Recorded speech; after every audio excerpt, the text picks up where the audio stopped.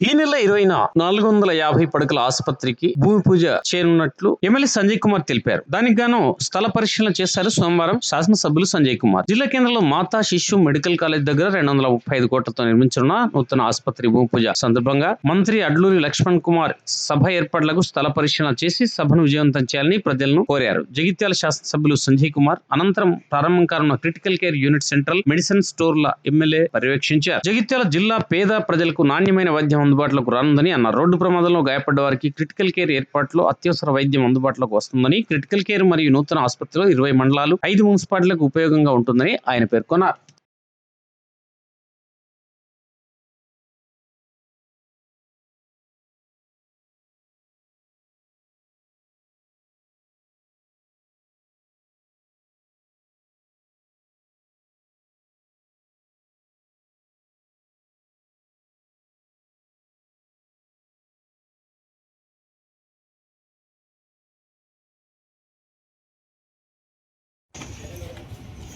Ready okay sir. Jagtial పట్టణ జిల్లా కేంద్రంగా క్రిటికల్ కేర్ బ్లాక్, అదేవిధంగా సెంట్రల్ మెడిసిన్ స్టోర్ కూడా పూర్తిగా వచ్చింది. గతంలో జగిత్యాల ప్రాంతానికి ఎక్కడ మందులు కావాలన్నా కానీ కరీంనగర్ వెళ్ళాల్సి వచ్చేది. ఈ జగిత్యాల చుట్టుపక్కల 20 మండలాలు కావచ్చు, 5 మున్సిపాలిటీలకు సంబంధించి వివిధ హాస్పిటళ్లకు సెంట్రల్ మెడిసిన్ స్టోరు, అదేవిధంగా 3 జాతీయ రహదారుల మధ్యలో మన కొత్త బస్ స్టాండ్ ఉంది. ఇటు నిజామాబాద్, జగిత్యాలపూర్ కావచ్చు, నిర్మల్, జగిత్యాల, వరంగల్, ఇంకోటి జగిత్యాల మీదుగా వరంగల్, కోదాడ అటు వెళ్ళారు. ఈ రకంగా 3 జాతీయ రహదారులకు ఇప్పుడున్న జగిత్యాల్లో రోడ్ యాక్సిడెంట్ చాలా అవుతున్న సందర్భంలో మాతా శిశు ఆసుపత్రి ప్రారంభోత్సవం అప్పుడున్న వైద్య శాఖ మంత్రిని మరి ఇక్కడ ఒక ట్రామా కేర్ సెంటర్ కావాలనేది క్రిటికల్ కేర్ బ్లాక్స్ వెంటనే మంజూరు ఇవ్వడంతో వాళ్ళు పూర్తి చేసుకున్నాం. ఇది 50 పడకల క్రిటికల్ కేర్ బ్లాక్. ఇది ముఖ్యంగా యాక్సిడెంట్ అయిన వాళ్ళకి కావచ్చు, ఎమర్జెన్సీ మెడిసిన్ వాళ్ళకి అవసరం ఉంటుంది. అలాంటి బ్లాక్ ఇనాగ్రేషన్ ఉంది. దీంట్లో భాగంగా ఒక శాసనసభ్యునిగా డాక్టర్ అండ్ నేను క్యాడర్ స్ట్రెంత్ అంటారు, అంటే హాస్పిటల్కి అవసరం ఉన్న డాక్టర్స్, స్టాఫ్ ఇవన్నీ ఉంటాయి. అవన్నీ కూడా ఇదివరకే శాంక్షన్ తీసుకొచ్చాం. కొంత శానిటేషన్ సిబ్బంది అవసరం ఉన్నది, కానీ డాక్టర్స్, సిస్టర్స్ అవంతా కూడా తీసుకురావడం జరిగింది. గతంలో కూడా 2014 కంటే ముందు భూమి పూజ చేసి ఆపేసిన నర్సింగ్ కాలేజ్ అప్పుడు నేను ఓడిపోయినా కానీ అప్పుడున్న పార్లమెంట్ సభ్యురాలు కవితమ్మతో మాట్లాడి మళ్ళీ మొదలు పెట్టించినాం. నేను 3వ తేదీ నాడు గౌరవ మంత్రివర్యులు అడ్లూరి లక్ష్మణ్ కుమార్ గారి చేతుల మీదుగా ఇది ప్రారంభించుకోబోతున్నామని చెప్పి తెలియజేస్తున్నాం. దీనివల్ల 50 పడకలు అదనంగా plus critical care equipment, dialysis ఇవన్నీ కూడా, ఆపరేషన్ థియేటర్లు 3, ప్రసూతి ఉన్న వాళ్ళకు, చాలా కాంప్లికేషన్ ఉన్న వాళ్ళకి అన్ని ఫెసిలిటీస్ తోటి అతి త్వరలోనే ప్రారంభం కాబోతున్నది. మరి అదేవిధంగా 235 కోట్ల రూపాయలతోటి 450 పడకల ఆసుపత్రి, 235 కోట్లతోటి 450 పడకల ఆసుపత్రి కరీంనగర్ రోడ్కు దగ్గర మెడికల్ కాలేజ్ ముందట భూమి పూజ కార్యక్రమం కూడా ఈ 22వ తేదీ నాడు సమయం ఇచ్చారు.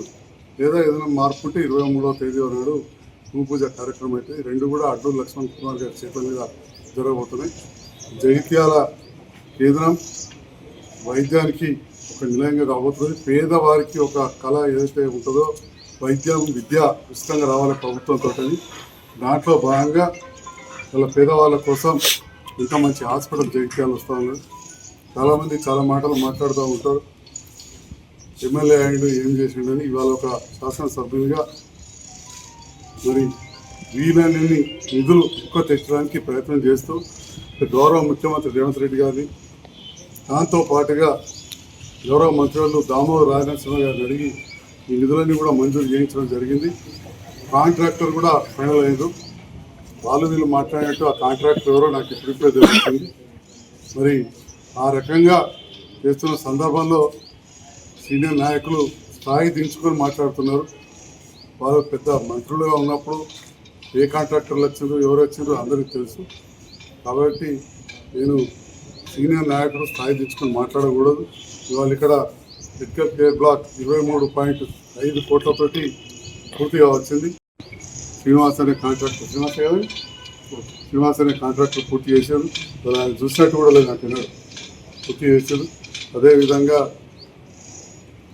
ఇంకో 235 కోట్లతో కూడా చాలా గొప్పగా రాబోతున్నది. జగిత్యాల ప్రాంతంలో నిరంతరం అభివృద్ధిలో భాగంగా రేపటి నాడు ఎడ్యుకేషన్ కోసం ఇంటిగ్రేటెడ్ రెసిడెన్షియల్ స్కూల్ కావచ్చు, కేంద్రీయ విద్యాలయ స్కూల్ కావచ్చు, వందలాది కోట్లతోటి పనులు జరుగుతున్న సందర్భంలో ఒక సీనియర్ వాళ్ళు నాయకులు ఒక మామూలు కాంట్రాక్టర్ 40 కోట్ల పనిచేసాడు, 50 కోట్ల పనిచేసాడు మాట్లాడడం హాస్యాస్పదంగా ఉంది.